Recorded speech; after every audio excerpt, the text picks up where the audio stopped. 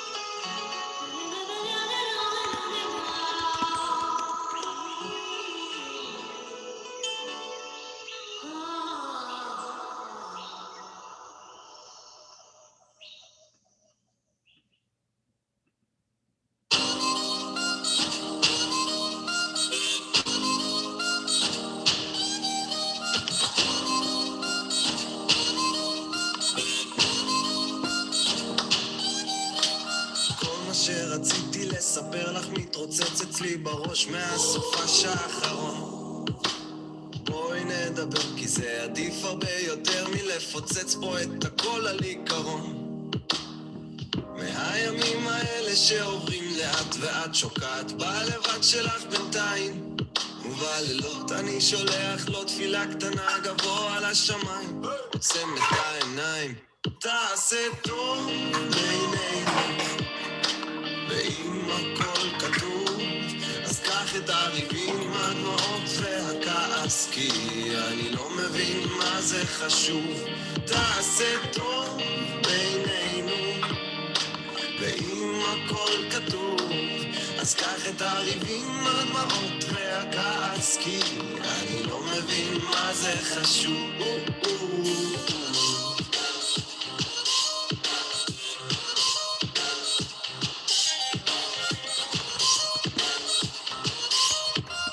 תני לי אותך עם העוקץ והדבש, בלי מעצורים ובלי רסן. בואי נדבר כי זה עדיף הרבה יותר משוב לשמור את כל הרגשות בבטן. החלומות שלי הם לא יותר מדי גדולים, נצליח לעמוד בהם גם שנינו. תמיד אמרת שאני טוב במילים, אז אם תהי לי מנגינה ביחד מי יכול עלינו. תעשה טוב בינינו, ואם הכל כתוב אז קח את הריבים, הדמעות והכעס, כי אני לא מבין מה זה חשוב. תעשה טוב בינינו, ואם הכל כתוב אז קח את הריבים, הדמעות והכעס, כי אני לא מבין מה זה חשוב. אולי נדבר ונתחיל לסדר כל הבלגן הזה בינינו במקום לוותר. נפסיק לשקר על אושר אחר, נביא את הדמעות. Hi everybody. Hold on, let me just get my extra sound off. There we go. Hi everyone. Hello. We are so excited. Lauren, do you have feedback on me? Are you good? I am all good. Cool. Awesome. Everyone, it's so wonderful to see you. We have at the moment, and I think a few more coming, plus some on Facebook, we have 44 households here representing 80 plus people. This is awesome. This is our largest cooking class to date. We are so excited. And what that means is we need to do a little more housekeeping to be able to manage this. So as we go, I'm going to walk through everything we need, explain as we go. Many of you have been on our cooking classes before, and some of you, let me turn my volume off because there we go.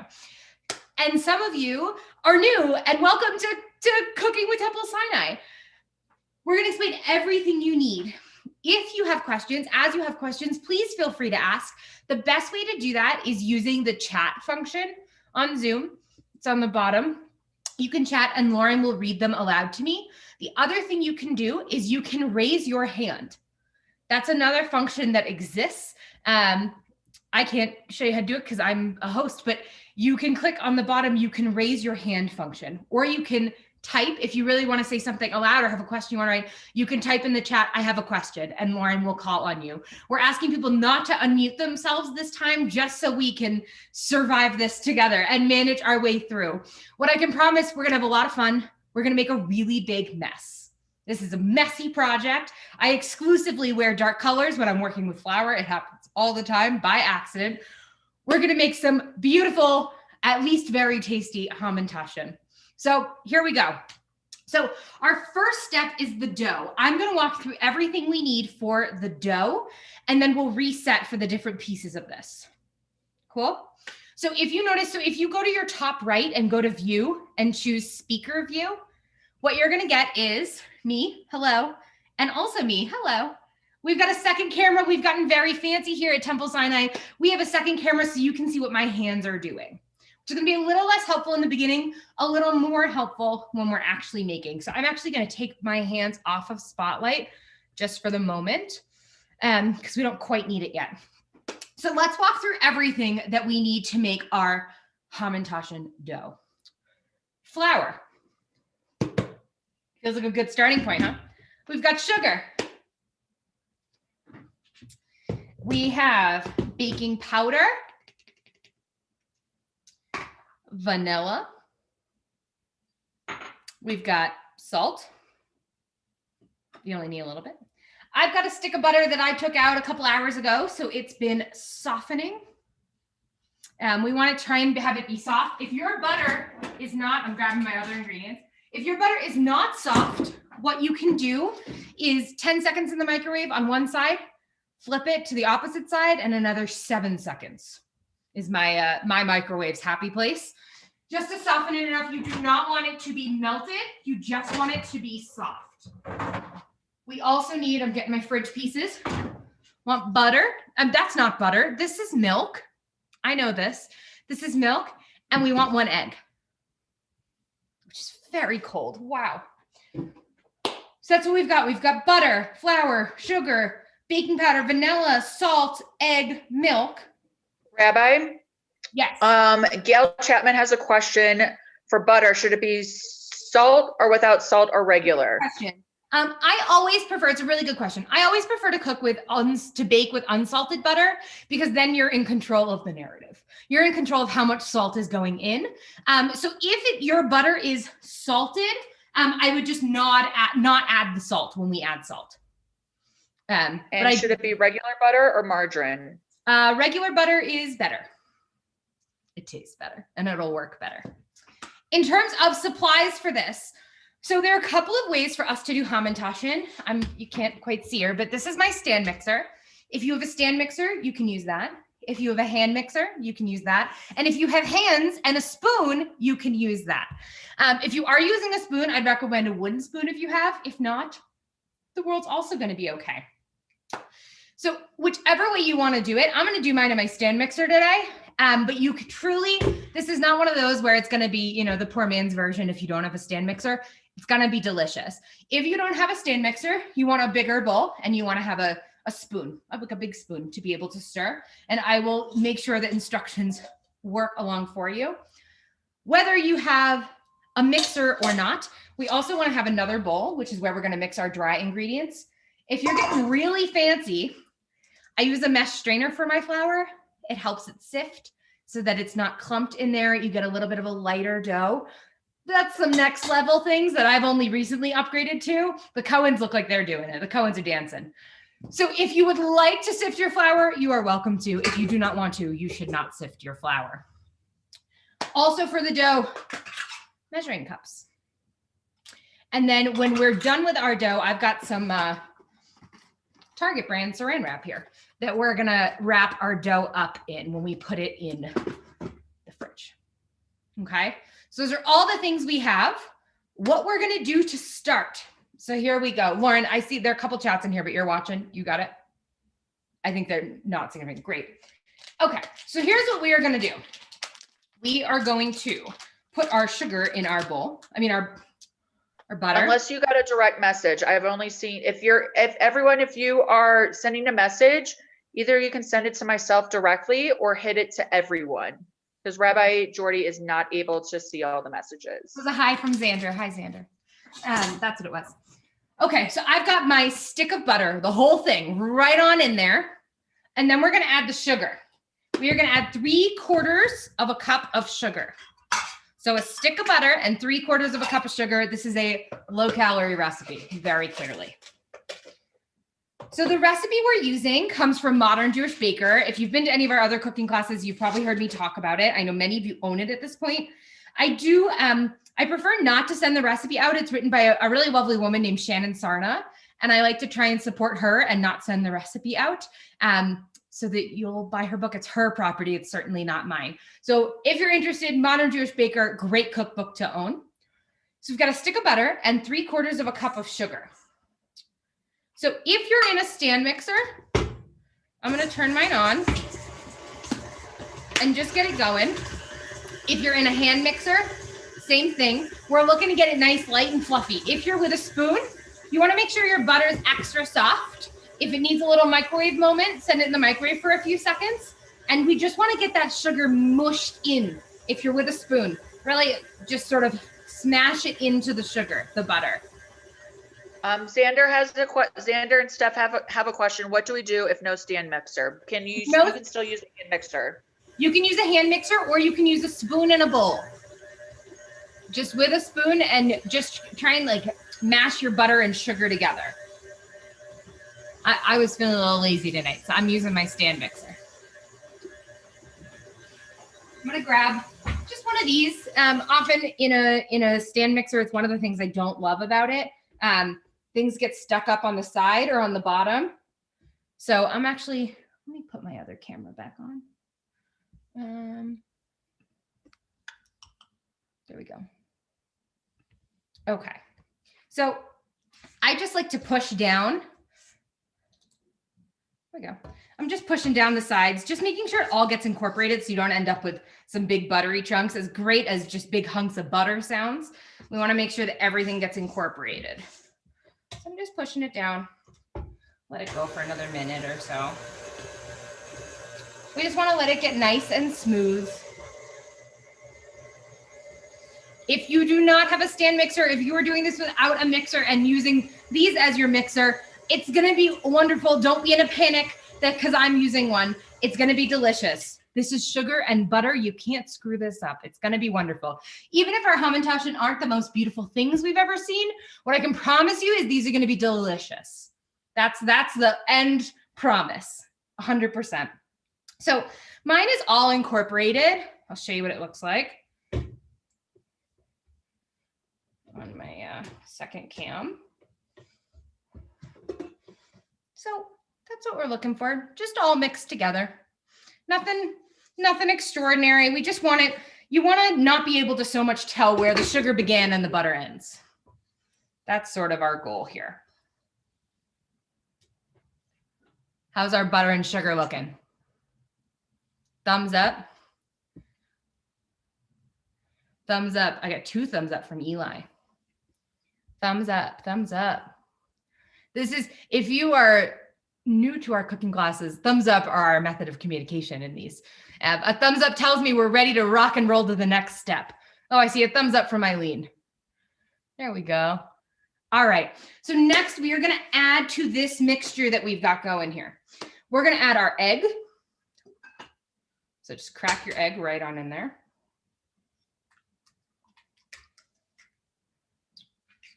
We're going to add our milk. We're going to add 1 tablespoon, not teaspoon. Tablespoon is the big guy. 1 tablespoon of milk. If you are dairy-free, this will work totally well with plant-based milk. Whatever kind of milk, spelled M-I-L-K, M-Y-L-K now is how we spell alternative milks, I think. However, whatever kind of milk you're using, I'm using whatever Trader Joe's sells, because if they sell it, it's good enough for me. But milk, 1 tablespoon of milk. So all we've added here to our sugar and our butter is an egg and a tablespoon of milk.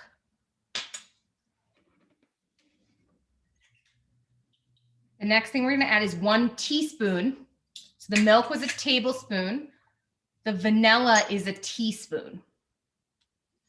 So here we've got 1 egg, 1 tablespoon of milk, and 1 teaspoon of vanilla.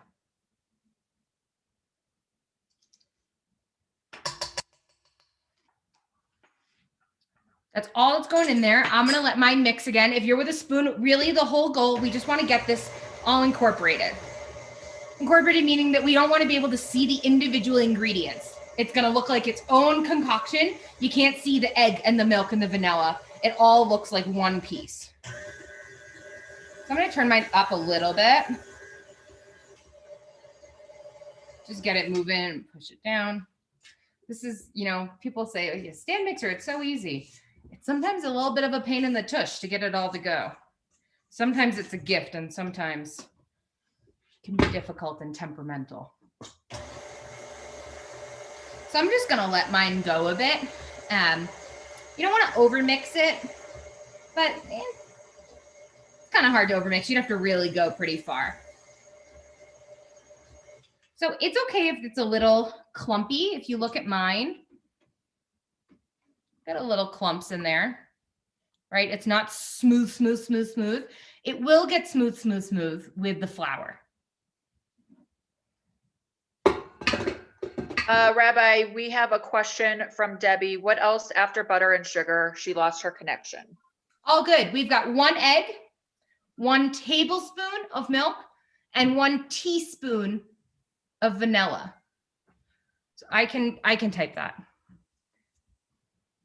I can reach my computer, I think. Okay. 1 egg, 1 tea milk, 1 little tea vanilla. That's what went in after the butter and the sugar. So you just want it to be incorporated. Don't make yourself crazy. Then we're going to go to our other bowl. This bowl is for our dry ingredients. So we could just sort of throw the dry ingredients in to the food process, to the stand mixer, or into our other big bowl. It works better if our dry ingredients are already incorporated to each other, right? Because if they're all mixed in together, it now means that they're going to go in evenly distributed. So we're going to add our flour. We're going to take a cup and a half of flour. So I'm going to sift mine, like I said. Let me move my camera over here. So this just gets you kind of light, fluffy texture. This is, I think, a $2 strainer, mesh strainer from IKEA. Very fancy kitchen equipment. So all I'm going to do is a cup and a half of flour. Cup and a half of flour. We're going to do a 1/4 teaspoon of baking powder and that same 1/4 teaspoon of salt. So we've got a cup and a half of flour, a 1/4 teaspoon. Ooh, I added half a teaspoon of baking powder because I can't read. It was out of order in my system. So I'm gonna have a little bit extra lift in my cookies. You want a 1/4 teaspoon of baking powder, 1/4 teaspoon, and a 1/4 teaspoon of salt. Now, as we said earlier, if you have salted butter, I'd skip out on this salt. So in here is a cup and a half of flour, a 1/4 teaspoon of baking powder, and a 1/4 teaspoon of salt. We are going to get messy at some point relatively soon. We have a little bit of time. But so if you have rings on, I take mine off. It lives in a little bowl over there. We're going to get messy at points in here. So a cup and a half of flour, a 1/4 teaspoon of baking powder, and a 1/4 teaspoon of salt. And if you're working with a strainer, this is really very easy. You can also get a flour sifter. But I said, I have this $2 thing from IKEA and this will work. So I just really am shaking it. It's getting right down to the bottom. And when it happens, so you see there are little, there's some little bits that will never go through. You give up on those. Those are the hard bits that we just don't need in our lives. And so you'll see, look how light that looks when you sift it. Just like a light dusting, what we've got here. So sifting it really mixes it together. Mostly you can also take a fork or a spoon just to give it a little mix or a whisk. I'm a cook with your hands kind of girl. So I just put my hands right in it. That's how I learned to cook. That's how my dad cooks. And that's how I like to do it. So I'm just giving mine my wet mixture, another little stir. We're starting to separate out a little bit. Rabbi? Yeah. We have a question from Lynn. Baking powder or baking soda? Powder, baking powder. Baking powder. Okay. So once you're dry, a cup and a half of flour. That I can see that one pop up here. A cup and a half of flour, a 1/4 teaspoon salt, and a 1/4 teaspoon baking powder. Do we have our dry? Thumbs up. I'm seeing some thumbs up. Oh, that was an enthusiastic thumbs up from Natalie. Natalie really put some effort into that one. I like it. Our dry is going to go right on into our wet. That's going to be what happens now. Just going to pour it in. You can do it in shifts. I sometimes do that. Depends if I have the patience.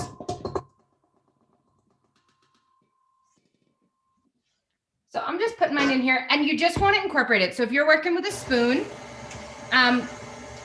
you just want to make sure that it all gets mixed together.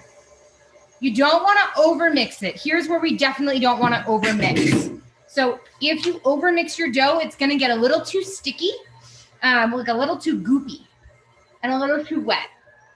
So I'll show you what my dough looks like right now. Mine just started to come together. That's really where I'm going to leave it. So in my mixer, it just started to come to be one thing. I don't want to mix it much more because then you're starting to overwork your dough. So I'm just going to scrape my my paddle.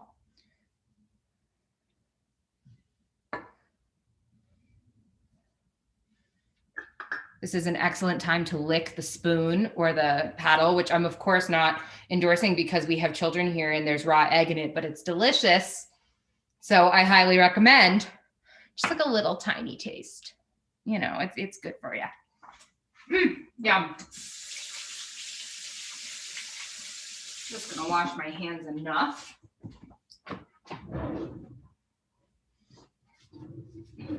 So I'm now going to pull. So here's what my dough looks like. If you look on that second camera of mine, it's not really come together into one solid piece. I'm going to do the rest of that myself. If you're in a mixer, this is a really great way to not overmix your dough, is to sort of stop right before you're done.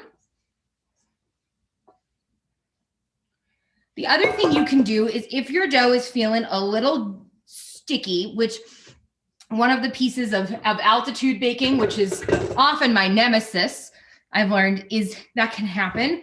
I'm going to add about a tablespoon or so more flour. My dough's pretty sticky. See, it's sticking to my hands pretty good. Just going to add like let's clean them first. A generous tablespoon, I think, is what I'll call it. I'll show you what it's going to look like.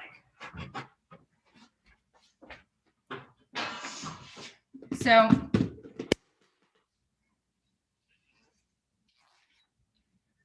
got like I'd say that's a generous tablespoon. It's like a little extra on here. And I'm just going to dust it over here and use it to pull my dough together. Yeah, I'm happier with that. See, so once my hands are floured, see how much less dough is on them? That extra tablespoon of flour can really help. I don't see the second camera view. Jan, if you go to the top right of your screen where it says view, and make sure you're on speaker view. There it is. Do you have them both now? All right. So check out. Now we've got a lovely formed dough. If you have your video on, once you have your dough, show me your dough. Let's see all these beautiful dough balls we've got going. Beautiful.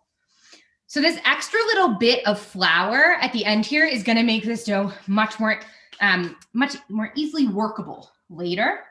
And we're going to use a fair amount of flour later. This is definitely like a messy the kitchen kind of bake. Because the dough has so much sugar in it, which is what's going to make it delicious, and so much butter, we definitely, it becomes pretty sticky and dry and soft, excuse me. So we want to dry it just a little bit, enough to work with it.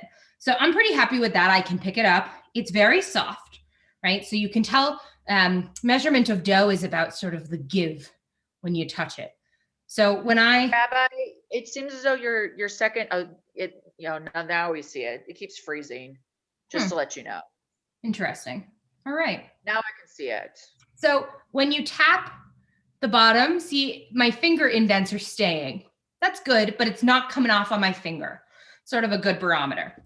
So we also don't want to, I've already played with my dough sufficiently. You don't want to play with it too much. Your hands are going to start to warm it. One of the magical pieces of Hamantaschen is about keeping the dough cold. We're going to look at that later. We're going to work on that endeavor. So I'm just going to wrap mine up. So if we weren't making this as part of the class, I'd tell you at least an hour in the fridge. What we're going to do is we're going to go right in the freezer. Okay, we're going to speed that process up. So I'm going to put mine right in the freezer, and I will watch the time for everyone. We're going to try and have it in there about a half hour, maybe a little less. It'll be fine. It'll be all good. When you're making it not with 80 people, I recommend taking a little more time in the fridge or in the freezer. So I'm going to pop my dough right in the freezer.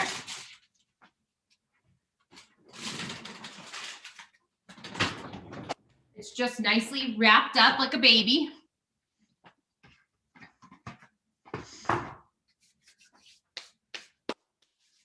So I'm now done with my stand mixer. We can get that out of the way. Those bowls are all done. I want to clear our workspace a bit.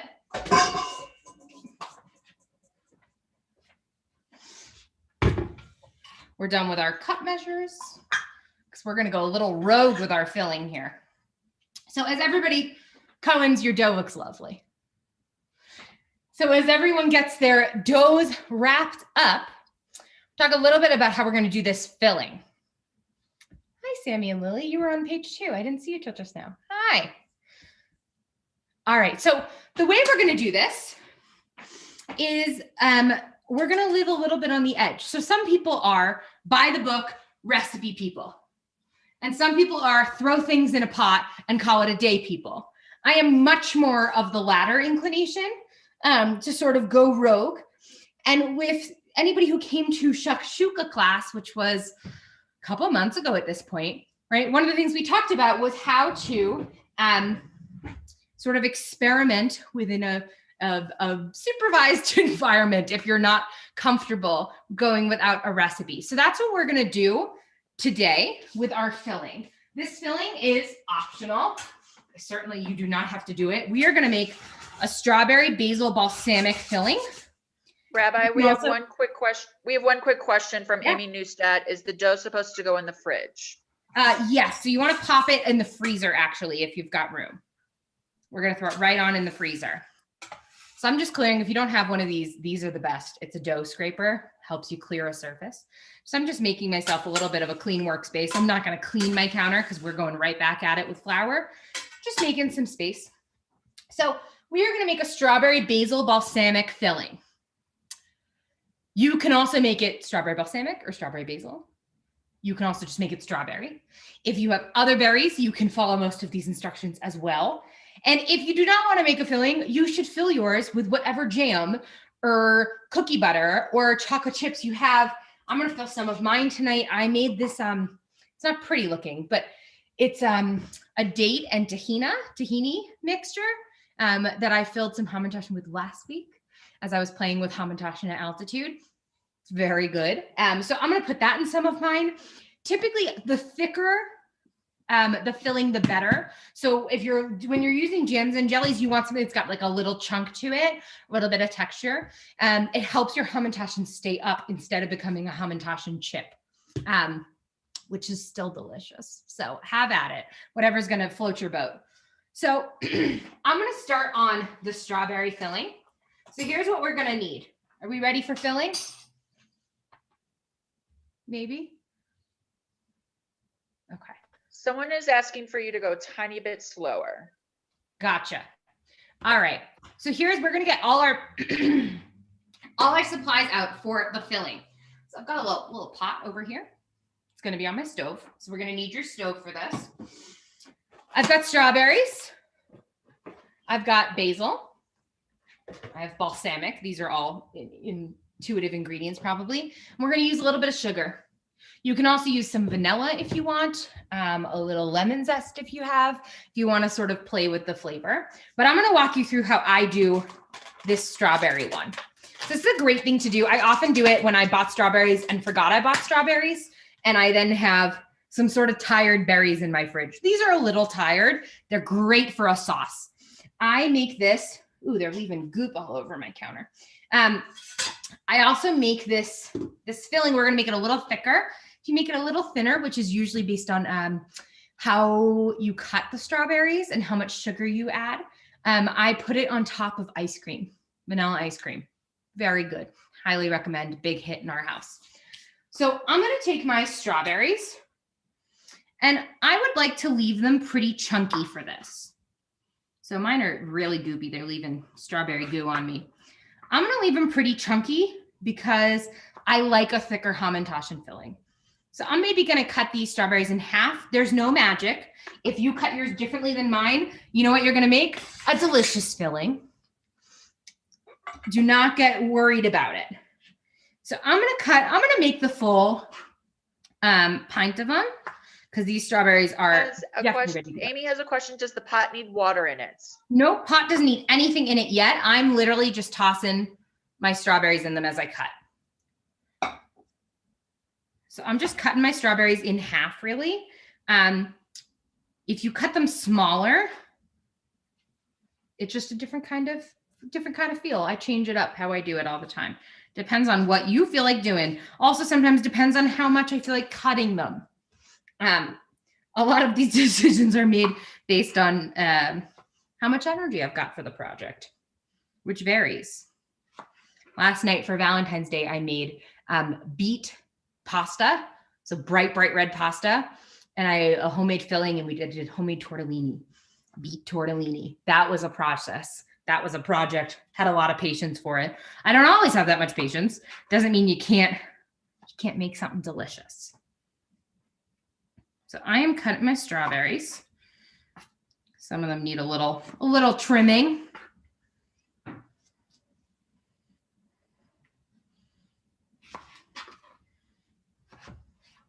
I'm going to keep on cutting. People look like they're going through. All right. Reminder, if you have questions, type them in the chat to Lauren so that she can make sure to ask.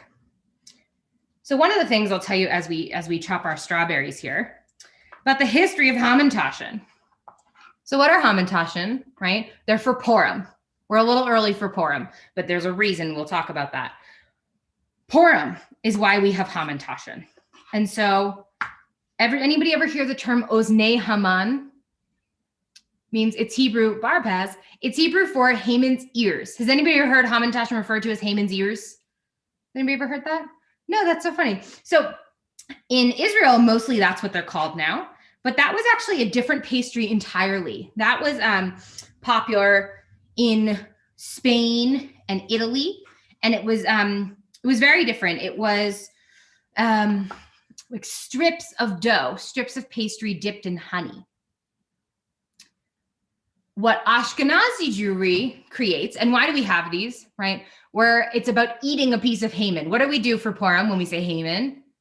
Yell, boo, boo, boo, boo, boo, right? We blot out Haman's name, we get rid of his name. And what better insult could there be than eating him, right? This is how we end up here.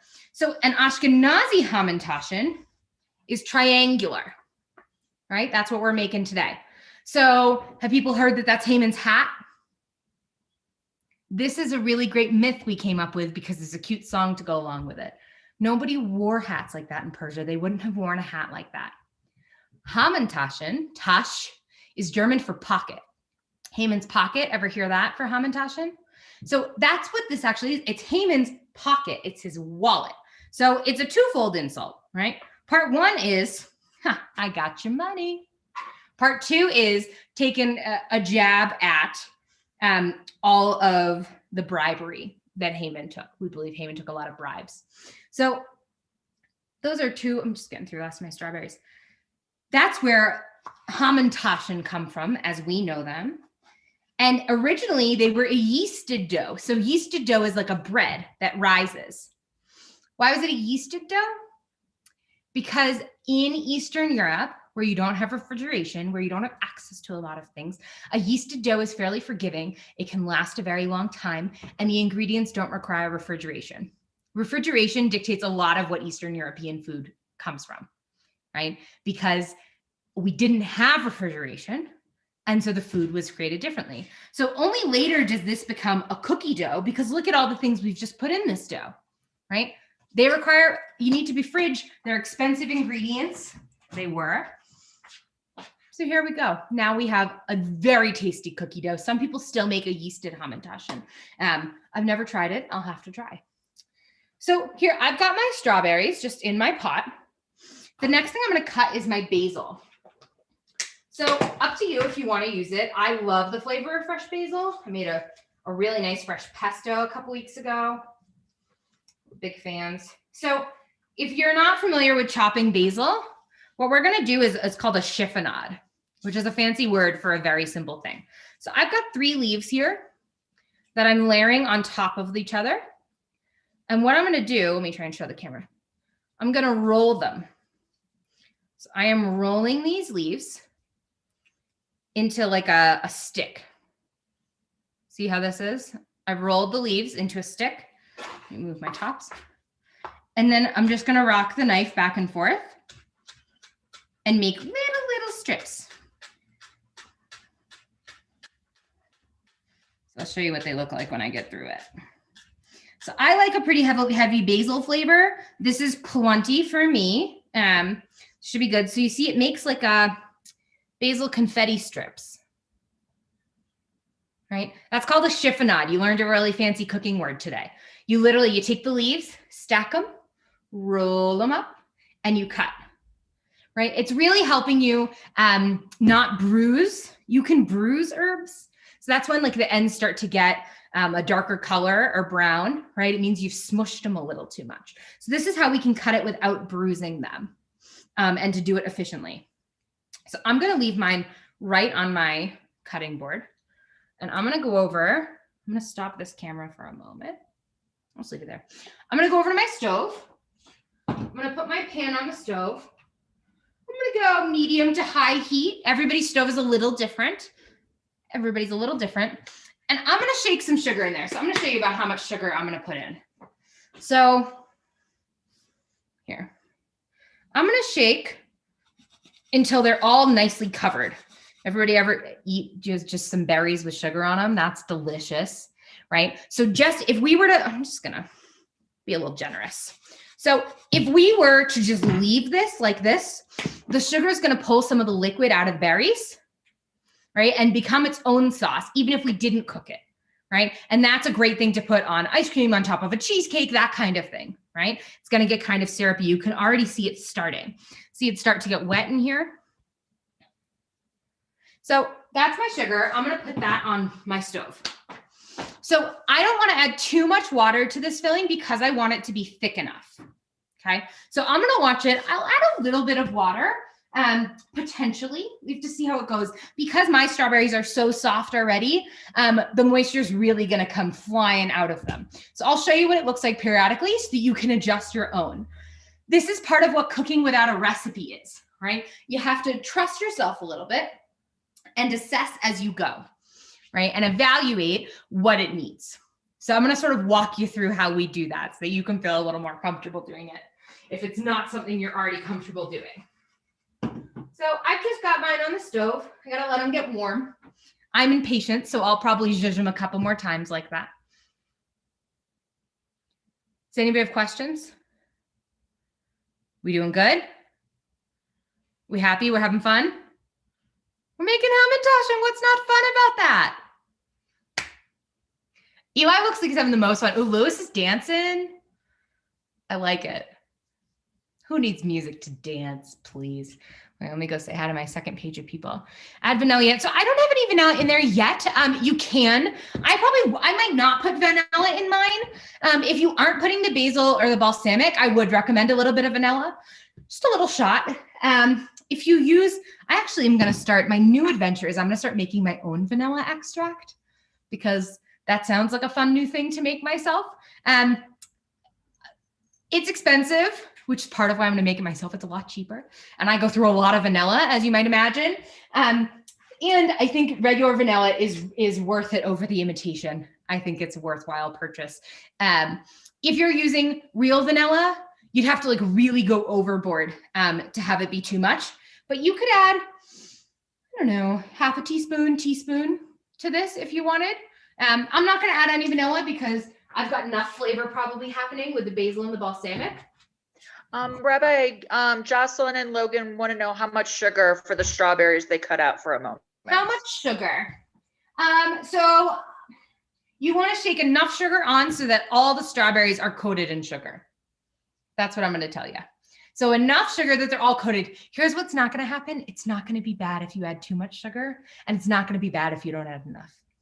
There's no too much and enough. It's going to be delicious, whatever you do. Using an apricot filling made 2 days ago. Yum. Did you find fresh apricots or did you do dried? All right. We're not quite at the balsamic yet. Stay tuned. All I've gotten here is dried. Yeah. I've done a dried one for arugula. I've done dried apricot with pistachio. Apricot and pistachio are delicious together. So mine are starting to cook. So now you can see the sugar, you can't see them on anymore, right? Just getting a little glazed. It's starting to melt in. Rabbi, Leslie wants to know if we should be preheating the oven yet. Sure, let's preheat the oven. We are, let me check my notes. We're gonna preheat the oven to 400 degrees. 400 degrees. Mike said he also makes his own vanilla. Oh, next level, we'll discuss. So I'm just letting my strawberries cook down a little bit on their own. The other thing you can get ready for Hamantaschen is cookie sheets. I need two when I make. I have silicone mats on mine, which I live off of these. I think they're $10 for a 2-pack on Amazon. Best purchase of all time if you do any baking. You can also put parchment paper down, or you can probably go right on the cookie sheet. I'm not a big right on the cookie sheet kind of girl, but you'd be fine if you did. They'll be just fine. But make sure that your cookie sheets are out of the oven. You don't want them preheating in there because I do that all the time. So my filling's starting to get some liquid. So this is why we don't want to add too much liquid because you see all the liquid. Let me see if I can show you. Oh, trying to find the camera angle is really a task. So I've got some liquid starting to form in mine. See in here? So you don't want to add too much because the strawberries are going to let a lot off. Especially when you put that sugar. The sugar is going to draw the liquid right out of those strawberries. So when you add the basil is going to determine how much basil flavor ends up in there, right? I don't like when the basil feels leafy and uncooked to me. And I also like a lot of flavor. So I'm going to put my basil in, put maybe half of this in now, maybe do a little bit later. Just going to toss it right in. My filling's never going to cook if I keep taking it off the stove. Just stirring it all in together. Kim Nevins wanted to make a comment for those without an electric mixer. Check out the Danish dough whisk online. It's excellent for mixing the dough. Oh, I've seen those. I've heard good things about them. I was just looking at one this week because these are the things I busy myself with. Very cool, Kim. Thank you for sharing. So just going to have a little bit of patience. I'm going to turn mine up slightly because I'm not patient. We want to let it cook down a little bit more before we add the balsamic. We don't want it to be too strong. Balsamic also can cook down. So if you've ever had like a balsamic drizzle on something or balsamic reduction, that's what we're doing. When you reduce something, right, more of the liquid comes out and it becomes thicker. So that's essentially what we're doing with this. I've actually never filled Hamantaschen with this. I just love making it and it sounded yummy to me in a Hamantaschen. You can put any kinds of things in. If I'm using prune, do I cook it or just process? You should be fine if you just food process your prunes. It should be fine. What I would tell you is to put a little bit of hot water in there with them. with the prunes. It's going to help it make a paste more so in the way that you want, make it a consistent filling as opposed to more chopped up. So now I'm starting to boil. Oh, why didn't this occur to me? I can take you with me.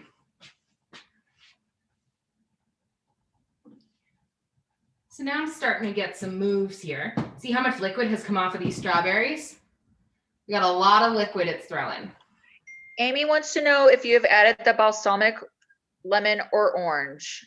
Oh, excuse me. I haven't added anything. All I've got is strawberry, basil, and sugar. I wouldn't add lemon if you're doing balsamic. If you're doing another berry, like if I were doing blueberries, I would do exactly what I've already done. With any kind of berry, it's going to cook down pretty well. Blueberries will cook down beautifully like this. I like lemon with blueberry. I do a little bit of lemon zest or orange zest.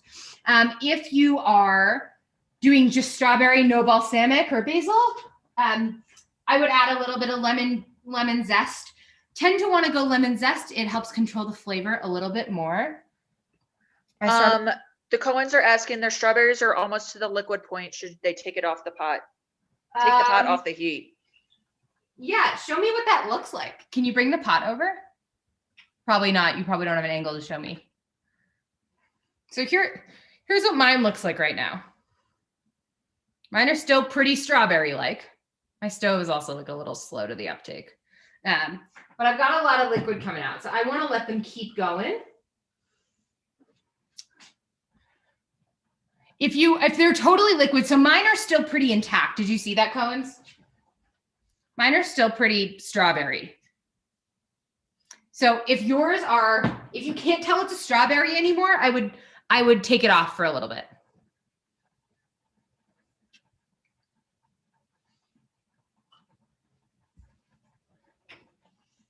Okay. So mine are starting to squish a little bit, and sometimes I speed that along with my spoon and just sort of mash them a little bit. Again, the theme here is I'm not patient. Just to get a little bit more coming out of them. If you taste it, just lick the spoon.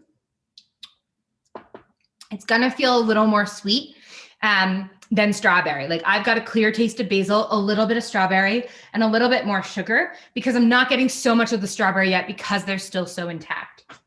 That said, I'm gonna add some balsamic. So I'll measure out what I usually add so I can give you a measurement if you want one. I'm gonna start with a teaspoon, and I'm gonna go right on in there. So I just put a teaspoon right in my pot, and I'm just gonna stir it. It's gonna start to, if you lean over when you have a lot of vinegar in something on a pot, it's gonna burn your sinuses a little bit, burn your eyes. I kind of like how that feels. So if you like it, lean in. It's very horseradish for Passover-ish. It's that same kind of a burn to me. So I've definitely got the smell. I can see that there's balsamic in it. The color has gotten darker. I started with a teaspoon. Leave it there for now. And now I'm really boiling. I'll show you.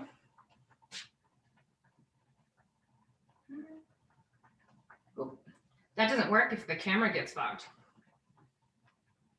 We are boiling away.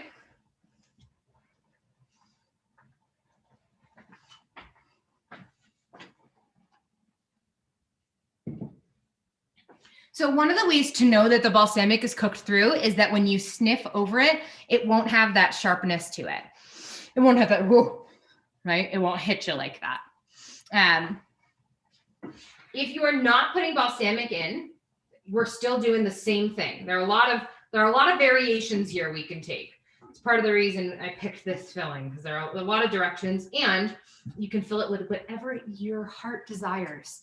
If anybody has anybody tried cookie butter from Trader Joe's? Does anybody know what that is? It's also speculoos cookies or Biscoff cookies. I'll show you. I tried these last week. It's like a Biscoff meets peanut butter. There are no nuts in it. It's cookie spread. I'll show you on this camera. This isn't bad in a Hamantaschen, as you can imagine. Yeah, Eli's like, yep. Not terrible in a Hamantaschen. Peanut butter, however, does not work particularly well. Peanut butter gets kind of funky when it melts. So I don't really recommend peanut butter unless you're going to really doctor it up. But any kind of jam works well. A couple of chocolate chips works pretty well. What's the name of the cookbook? Modern Jewish Baker by Shannon Sarna. You can see my copy is well loved. So if you've been cooking with us for a little bit, we did challah out of here. We've done babka out of here. Really quickly, Rabbi, Jocelyn wants to know if you can put Nutella in there. Oh, can you put Nutella? Absolutely. Thank you. Totally. A little spoonful of that. And Leslie said she found honey fig spread at King Supers. Oh, you think that'd be good? And the Cohen family, they're planning to use some birthday cake filling for some of them. Birthday cake filling. What is that all about? I got a lot of follow-up questions. So I'm going to show you. I'm boiling pretty good, right? I've got a lot of liquid that's coming out. What I may end up doing is using the whole strawberries in my Hamantaschen and saving the liquid syrup for later. I'm telling you, drizzled on some vanilla ice cream with a little shortbread cookie. Oh, so good. The Cohen family also likes the cream cheese filling with sprinkles from the babka recipe. Oh, that's what you're putting. That's so smart, Cohen's. So I just taste my filling. I really like how it tastes. Keep in mind that if you taste it, the liquid is going to taste different than what the full filling is going to taste like, because the full filling, you're going to get a hunk of strawberry. The liquid has a little less strawberry to it. So I've definitely got a hint of basil and a hint of balsamic. I might go a little stronger on my balsamic because I like that flavor, and I'm going to hit it with a little more basil. I like a strong flavor, so I'm just going to do a little squirt of balsamic in here. But some people like a milder touch. It's really about preference. And this is part of cooking without a recipe. You can doctor things to your specific taste.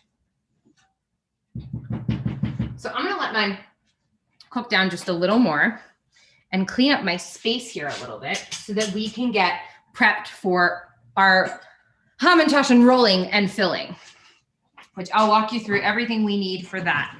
But it's definitely this is one of those things that you make that you need a little bit of interim cleaning. To make some room for yourself.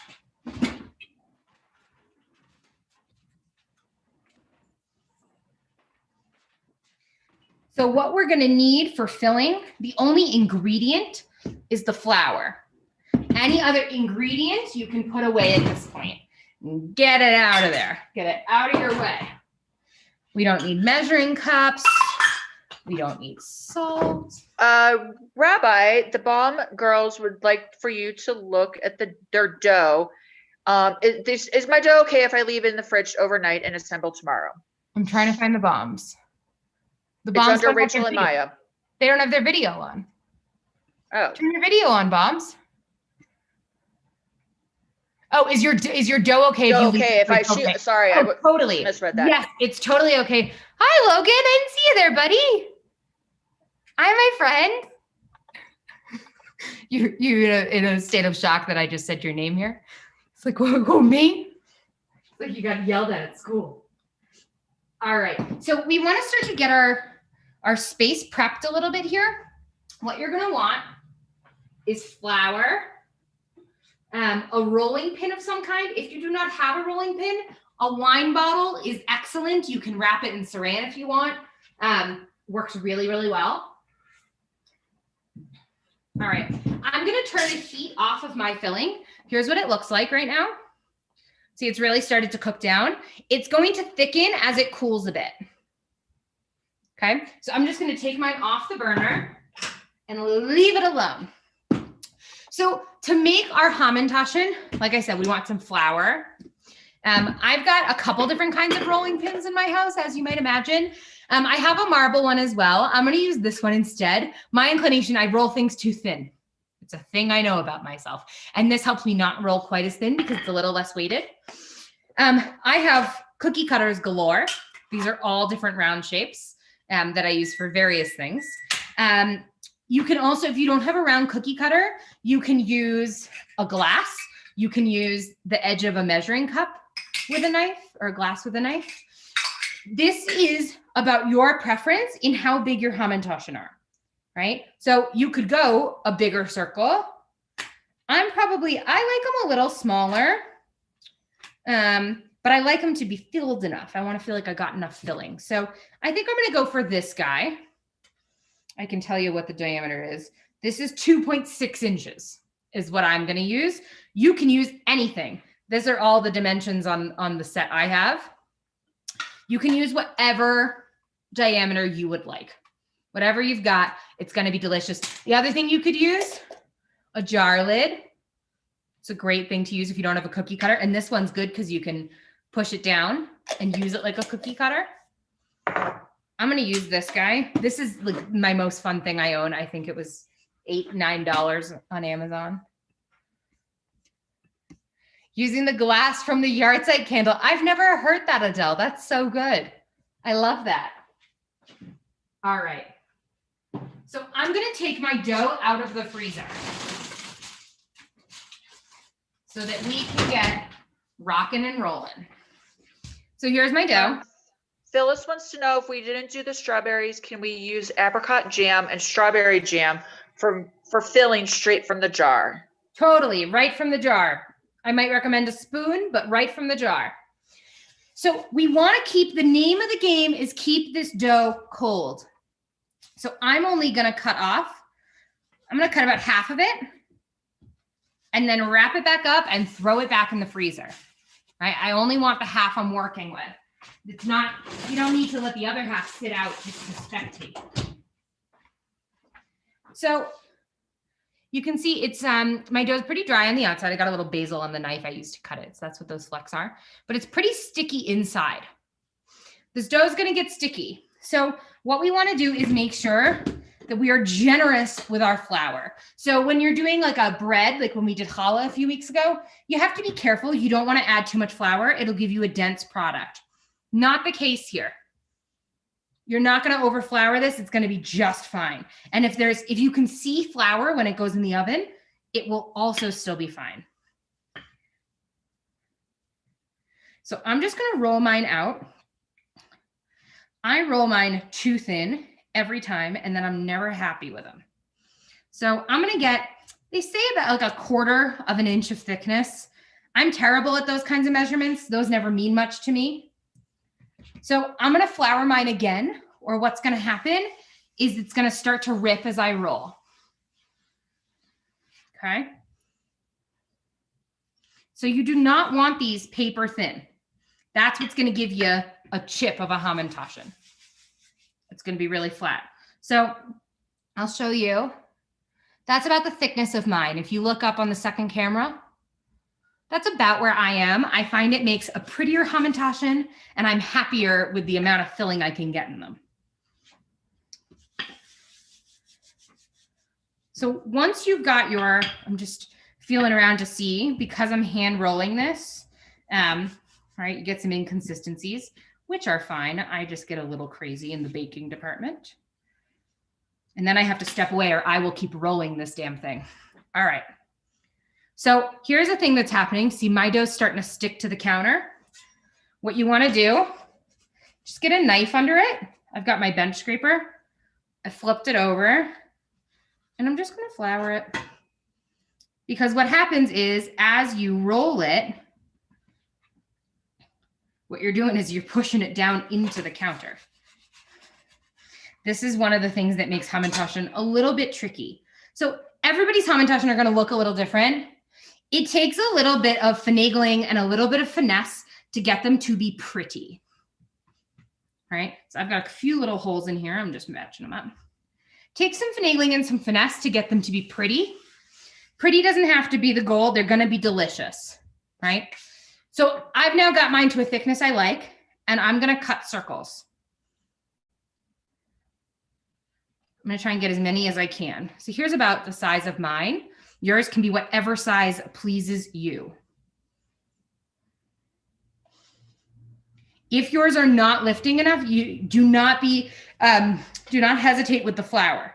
So here's one that I lost. It can get re-rolled. It's all good. You can re-roll this a sort of an infinite number of times. The only thing you have to look at is making sure it's cold enough.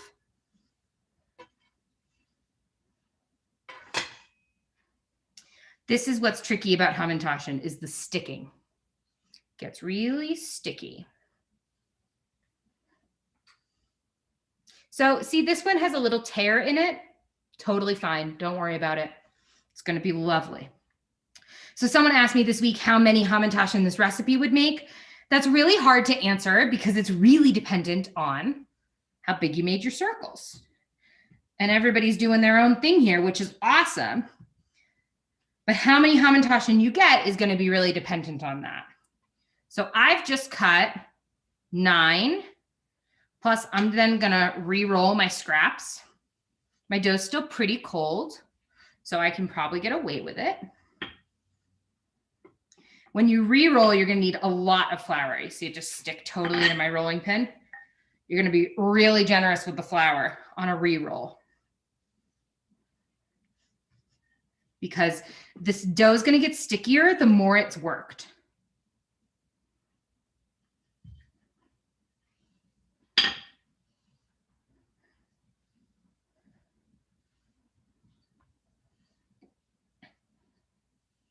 All right. So I bet I can get another 4 out of here. Well, I didn't make 9. I made 10. I couldn't count. So see, this one didn't quite make a full circle because I didn't have the space. All good. The circles aren't going to matter what they look like past this very moment. So I just want to check that all of my circles are floured enough that they aren't sticking to my counter. So I'm just lifting them all up, making sure they aren't stuck down there. See, this one got a little misshapen in the process. Going to be a delicious Hamantaschen. Don't worry about them. It's all good. So once we've got our first round rolled through, time to fill. So we can fill with anything like we were saying. I'm going to take my strawberries. So if you look at them, they've definitely thickened up a bit. In a perfect world, I would have had time for this filling to chill before it goes on this dough, but here we are. So I'm going to take, you want to take your filling and just go right in the middle. So I'm taking just a strawberry, actually. And then there are a couple different methods for Hamantaschen shaping. Here's my first one. I'll show you in a second. I'm going to show you shaping just now. So here's one, looks like a Hamantaschen. I'm going to show you the way I like to do them. There's 2 methods. There's the fold and there's the pinch. So if you want to watch how I form them, make sure you're watching the second camera. Just look up to the second one. So here I am right in the middle. Right in the middle goes my strawberry. So some people pinch to the corners. Here, let me move her closer. Some people pinch to the corners. I don't love that method. I like the fold. So I'm literally, it's so easy. You fold up one, you fold up a second, and you fold up a third. And then I just kind of pinch the corners a little bit to make sure that they're going to hold. And you have a Hamantaschen. I'm then just going to lift mine up and put them on my cookie sheet. This cookie sheet, before it goes in the oven, is going to go in the fridge. We're going to send it in the fridge to cool one more time, because the colder this dough is, the happier it will be.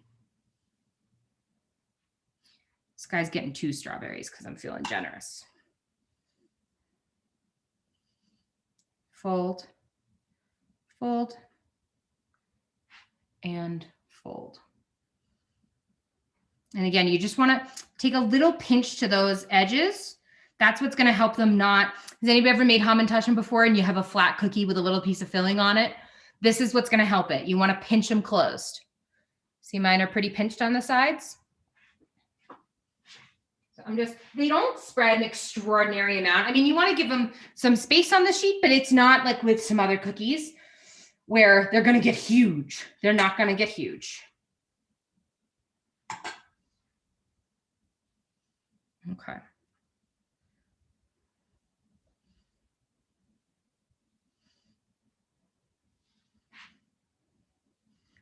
There's something, anything that's like a habit like this, like a ritual in the kitchen, I love doing. I love the rhythm of it, right? And think about, I mean, I don't think they were sitting on Zoom as they did it, but think about how many generations have done this exact same thing. Maybe their filling wasn't strawberry, basil, balsamic, but they sat with a dough and formed these little cookies. We're taking part in this big history. So what we are going to do, so the reason we're doing this Hamantaschen class a little early is our hope is to have a big Hamantaschen competition. We are going to, if you make Hamantaschen, we want you to send us your pictures. You can send them from tonight. You can make another batch, whatever you'd like. Email me your pictures. We're then going to post those on our Facebook and have a voting competition. There will be a prize for first place.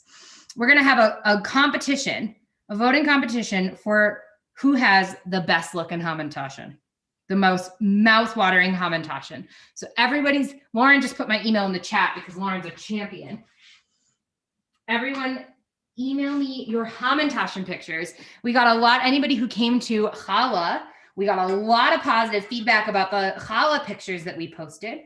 So share them with us and there will be a prize for the best Hamantaschen. There may be more than one prize.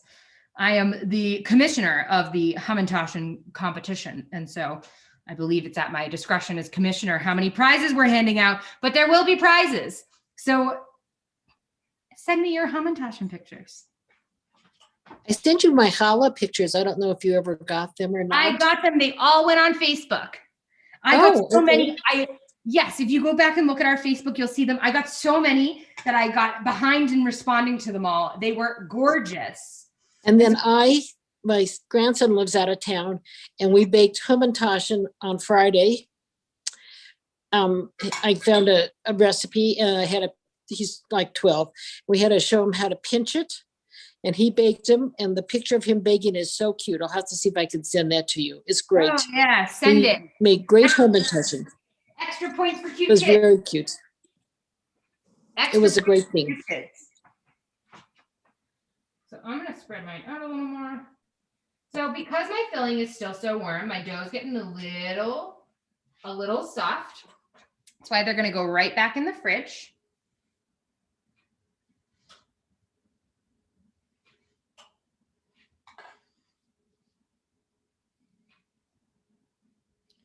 All right.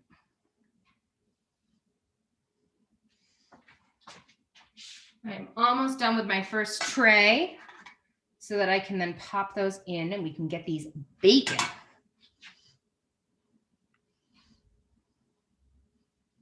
All right.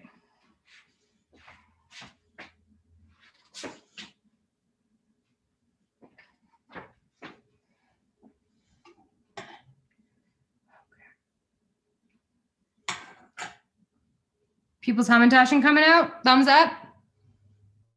Shana looks unconvinced. The new stats are trying to show you their Hamantaschen. New stats. Hold on, I have to find you. Oh, Wave never at mind. me. Where are you? Why can't I find you? Oh, new stats. Put I it found down. you. Show me your Hamantaschen.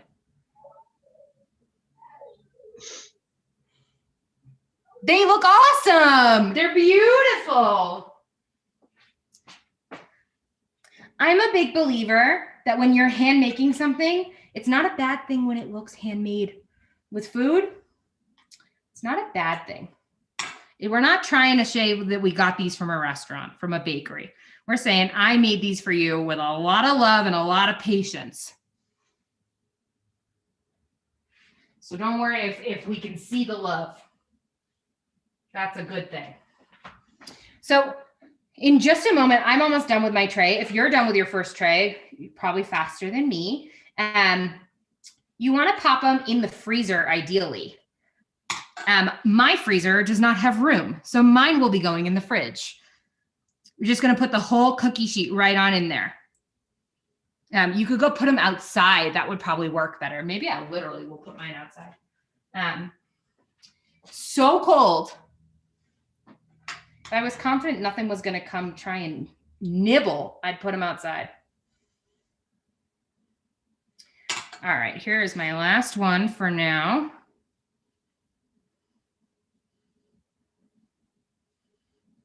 Okay.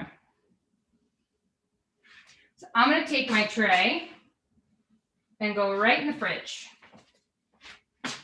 It's a little bit of a balancing act. So do some rearranging.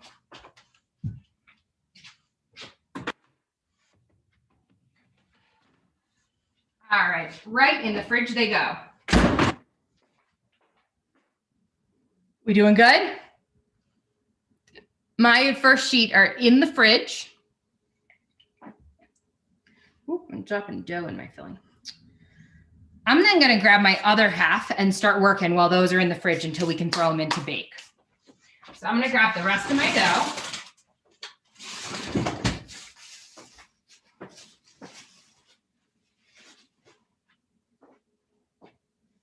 All right, this is really cold now. Again, we're just gonna flour.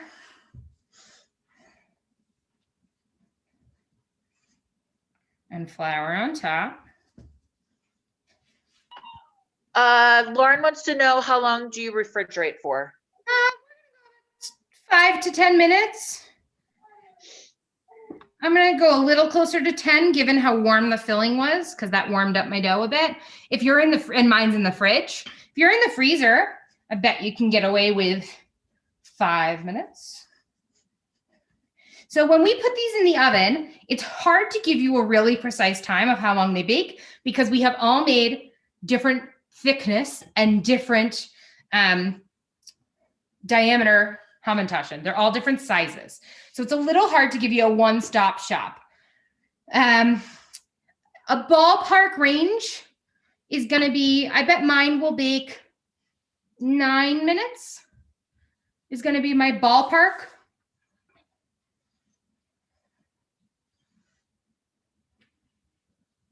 But you want to watch them. So what we're going to look for as they bake, we want them to, we don't want them to get to brown up like we do with other cookies, right? A chocolate chip cookie, we're looking for it to get like that toasty brown color. Not what we want here. We want it to stay, almost look like it's not quite baked. They're going to be really soft when they come out. And as we transfer them to a cooling rack or off of the cookie sheet, they're going to harden pretty nicely. So we don't, you can definitely over bake these really easily. They'll be delicious, but they'll be a little crispier as opposed to that sort of softer feel we know from a Hamantaschen.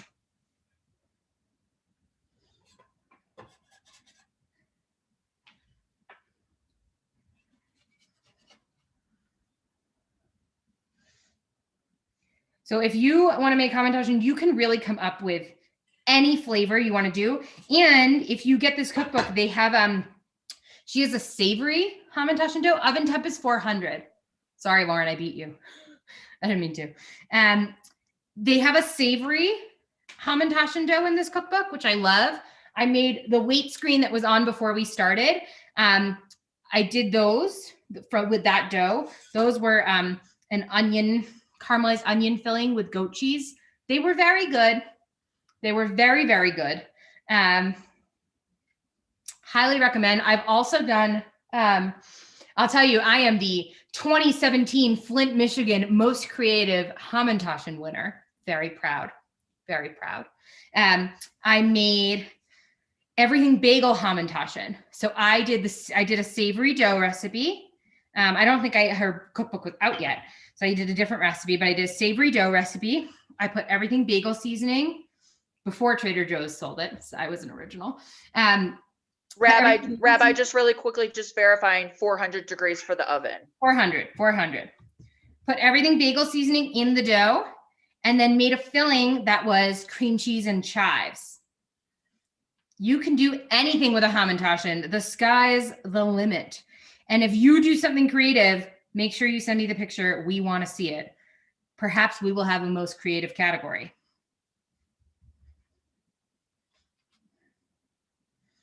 All right.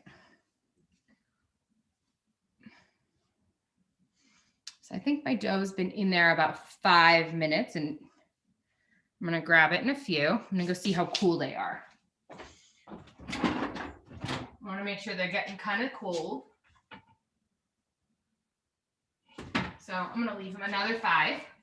The colder we let the dough get, the colder the dough gets, the less that they will spread and flatten out. Debbie said, Rabbi, Debbie says, if there was most creative shape, I might win. Struggling with human hats. So here, I'll show you again how I shape. Okay, if you look at the second camera, you think of it in thirds. I'm going to go 1/3 down, the next third down, and this third up. Then just a little pinch around those corners. So I'll do another one. I'll show you another one. I'm running out of strawberries. I'm going to move to a new filling soon. All right, you ready? One side up, third side. Oh, mine got stuck. There we go. That one's a little over full.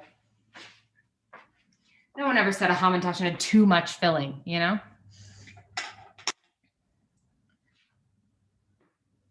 So here we go.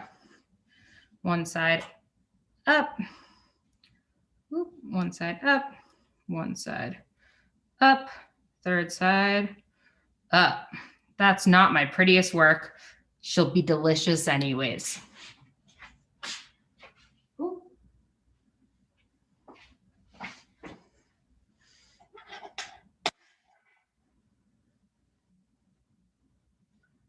All right.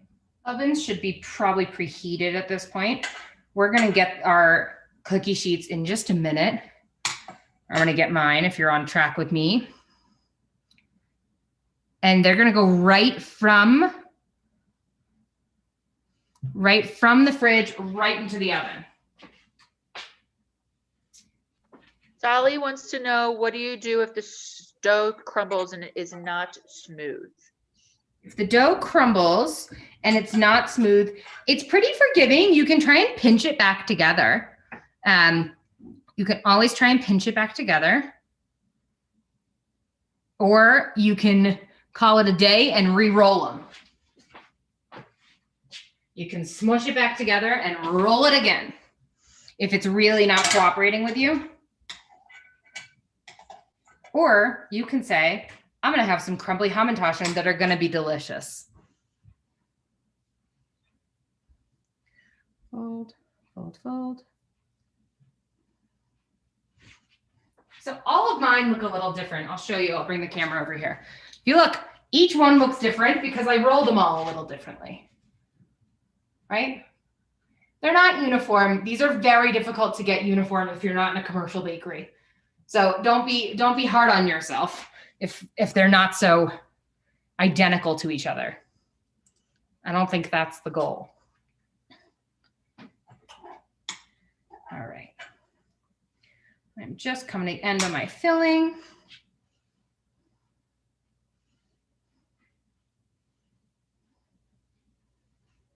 All right.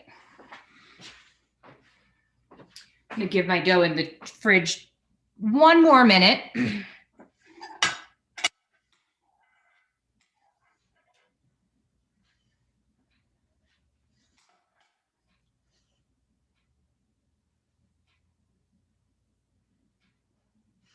Even if your Hamantaschen flatten, which mine might because I have sped up this process a little bit, they're going to be really delicious. This is a very good, it's a very tasty dough. And your filling's tasty. And so what could be bad? So if mine, this one just had a little more flour on it than I wanted. It was a little, so you see like this one, a little coated. Just flop it back and forth in my hand. gets off the excess flour. All right. I'm going to get my Hamantaschen. Go right into the oven.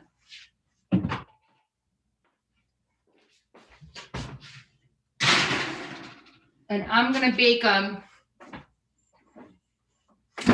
8 or 9 minutes. And we'll stay on. Then everybody can keep baking on their own. We'll stay on until we see a finished product here. If you are ahead of me, show me yours. Let me see how they're coming out. I'm going to move to my other filling. Did anybody taste their strawberry basil balsamic? It's pretty tasty.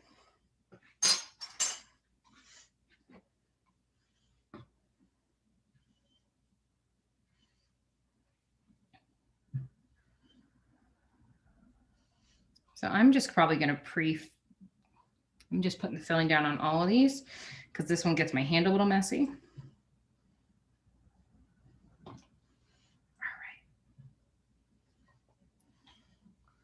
Keep going.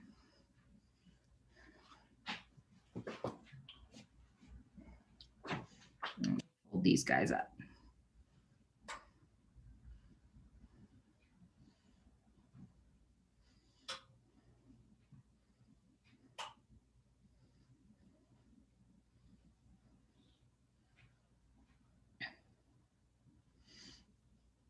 So if you look at your Hamantaschen in the oven, they're not going to be doing very much.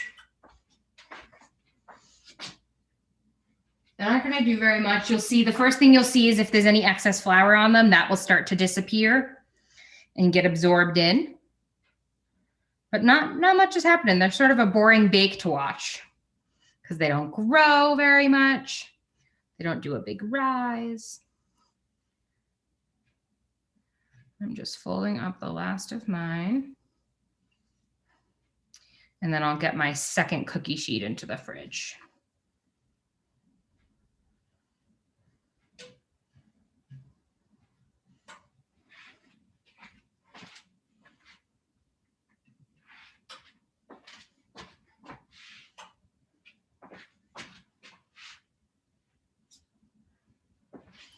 Hamantaschen is a great project if you have little humans in your life. It's a great one to do with kids, especially with some chocolate chips with little ones to just toss right in the middle is fun. And you can practice Hamantaschen making with Play-Doh.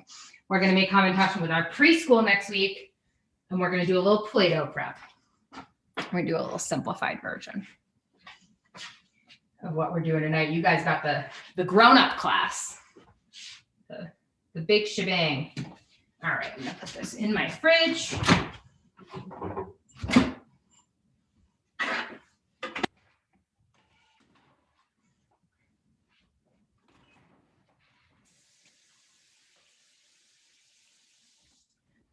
All right. Whew. All of mine are made. I've got a little extra lump of dough. I usually end up with an extra lump of dough. I don't always have the patience to do much with it. I'll throw it in the saran and throw it back in my fridge for a rainy day. Hi, Kim. So I put my Hamantaschen in 3 minutes ago. So I'm going to watch them. I'm probably going to give them maybe 6 more. So I'll show you in my oven if you want to see what mine are doing. Right, they are flattening a bit, but not bad. They're still holding some shape. Does anyone have Hamantaschen out of the oven? Is anybody ahead of me?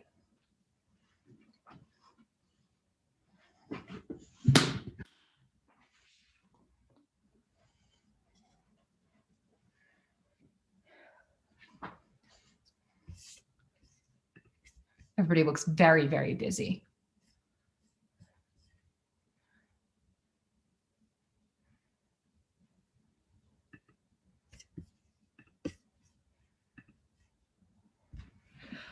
Whew.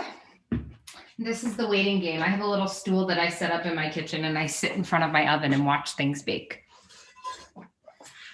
I Just like to, I'm too antsy to see how it's going.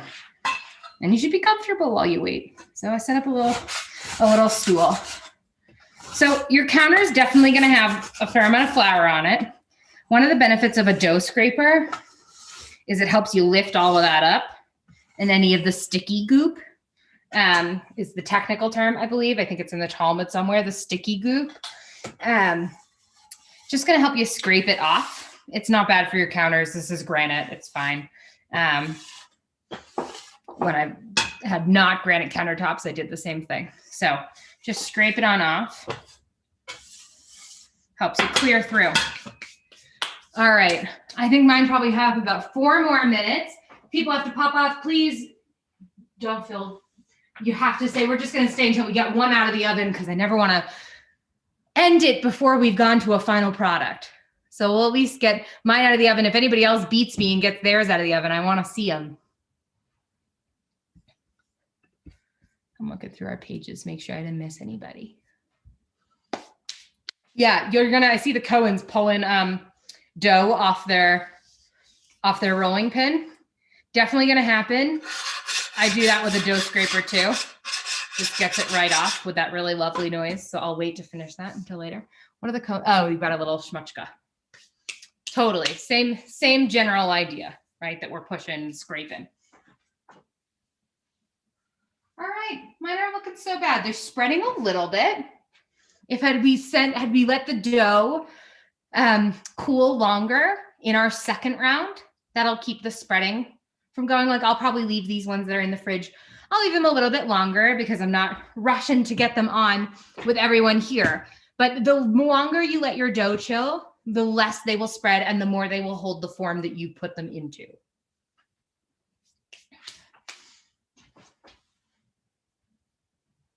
So I'm gonna open my oven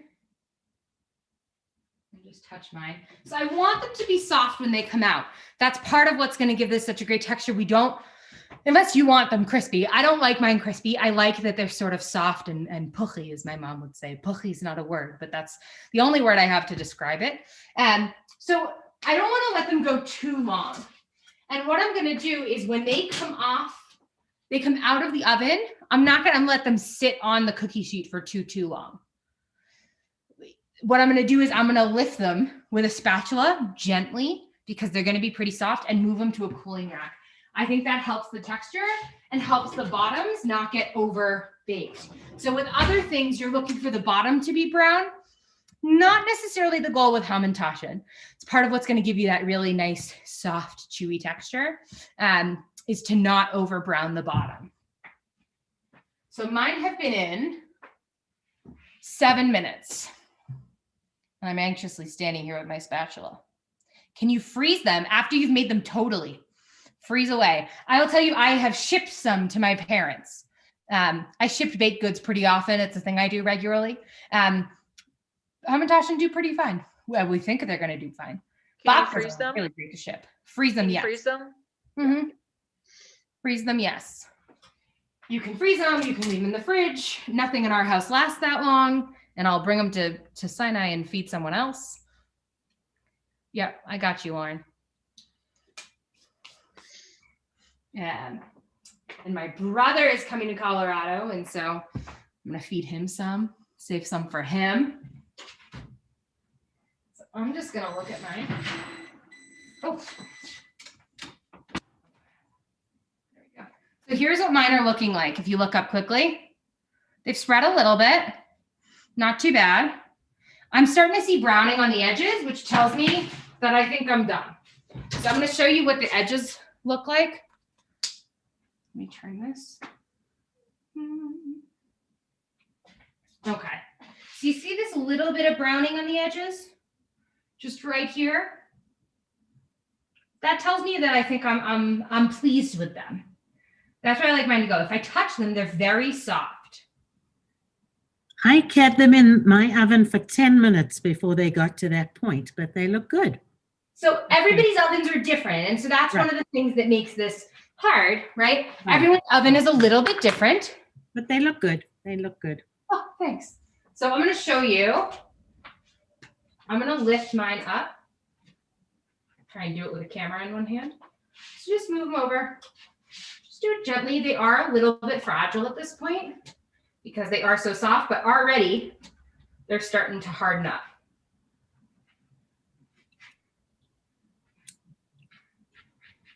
Good. All right, does anybody else have to show us? I see Adele's spatula is up. Yeah, I got these.